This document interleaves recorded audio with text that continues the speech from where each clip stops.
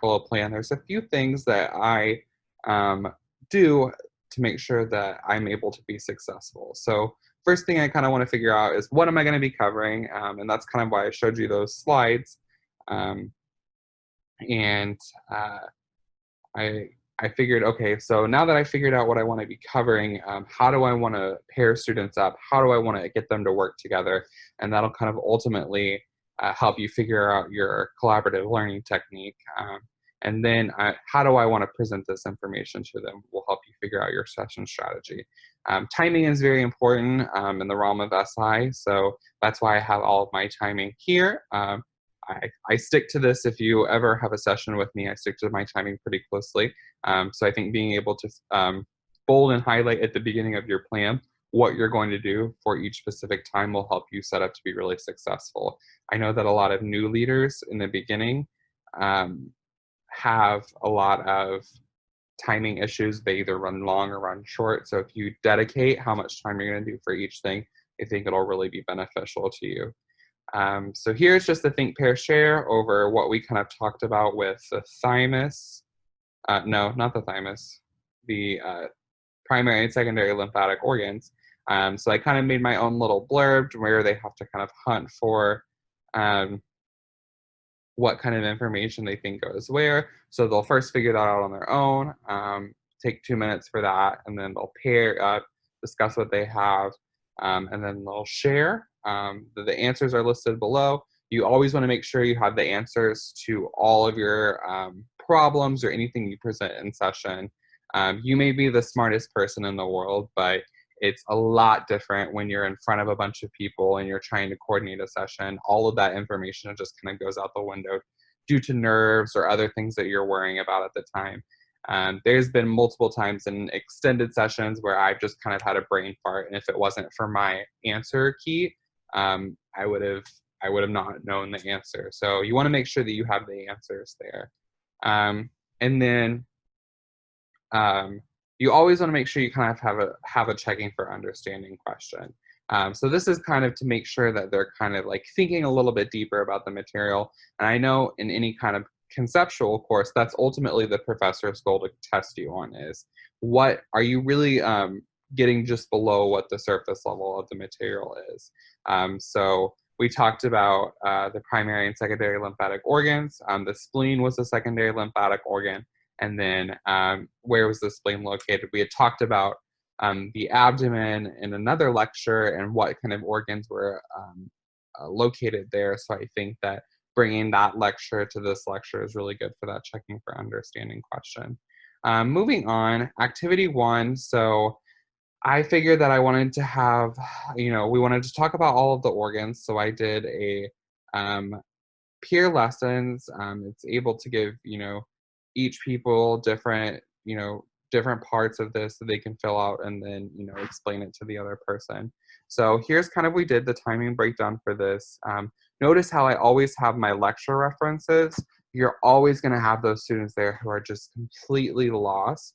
So you want to be able to point them back and save that dead time. Like, hey, this information, you can usually find it on lecture 3-2 and slide 20 through 28. That way they don't have any dead time of trying to search through their notebooks, search through their notes. You have something that you're pointing back to where you're getting all of this information. So what I did is I divided up. I had one group take the spleen, one group take the thymus, and then we would come back together at the end. I kind of had these headings up on the board. So like thymus, overview, cortex, medulla, and then aging. And then I had, spleen, overview, red pulp, white pulp, and then what is the path of blood flow. So yeah, they went over that, and then we came back together, and then everybody got 4 minutes to present what they found, and then I had checking for understanding questions for each group, just to make sure that they were grasping what material I wanted them to grasp. Second activity, that first activity can be a little bit dense, so I kind of wanted to refresh it up a little bit, so I did a Kahoot. This is great for online sessions or in-person sessions. It's kind of, everybody as a group, but everybody's kind of playing along on their own.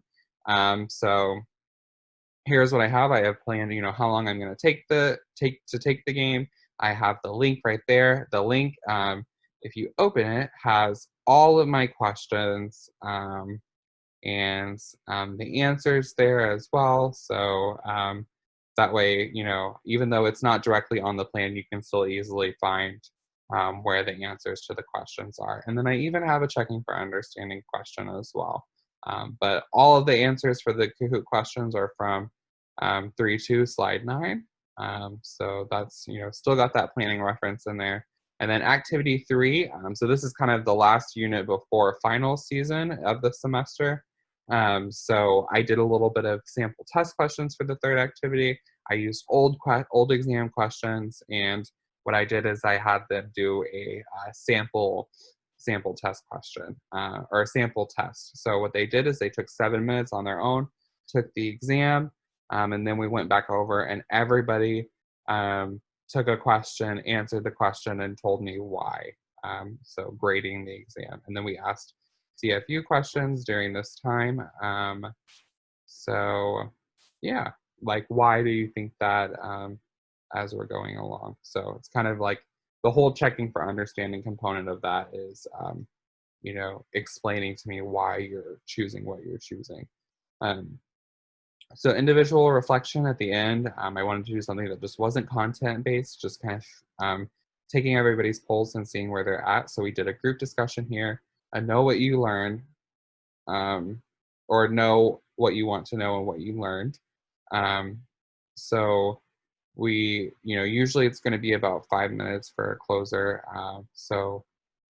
What we did is, you know, write 2 things you already knew, 2 things you learned, and then 2 things you still want to know. I put my example on there, and then you can still make a checking for understanding question, even a non-content based question. So, you know, when are Dr. Allen's office hours? Because ultimately you won't have the answers for everybody. You're not available 24/7. So being able to point people back to the professor, I think, is super helpful. Um, so yeah, and then lastly, I just kind of want to show you guys, if you'll notice, I have a very good diversity of collaborative learning techniques and session strategies. As a peer mentor, this is something we look for in everybody's plans. We don't want you to be using clusters for every single activity. We don't want you to be using Think, Pair, Share for every single activity. We want you to mix it up and make sure that the session stays fresh and everybody stays energized.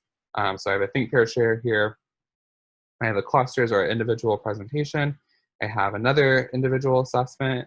And then I have a Think, Pair, Share again. And then I have a group discussion. And then you have a Know What You Learn. You have a sample test. You have a Kahoot. And then you have a peer lessons as well as a fill in the blank. So yeah, I hope this was super helpful for you guys. If you ever have any questions, be sure to reach out to your peer mentors or whoever you have that's helping you with your program. But yeah.